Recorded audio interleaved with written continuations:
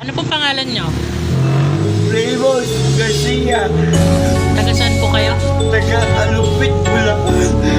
Sinama lang po kayo ng kaibigan nyo rito. Tapos bigla kayong iniwanan. Opo, Hindi kayo binigyan ng pamasahe. hindi po, ito po ako.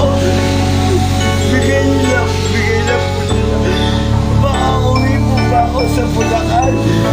Kaya po masahe ko. Ano na ba ito kuya? Gapan, no? Gapan. Hindi ko kailangan mamalibot. Hindi kaya pamilya ko.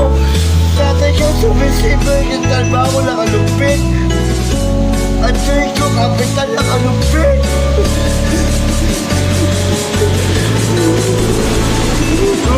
Eto, bigyan niya sa akin makauwi ako.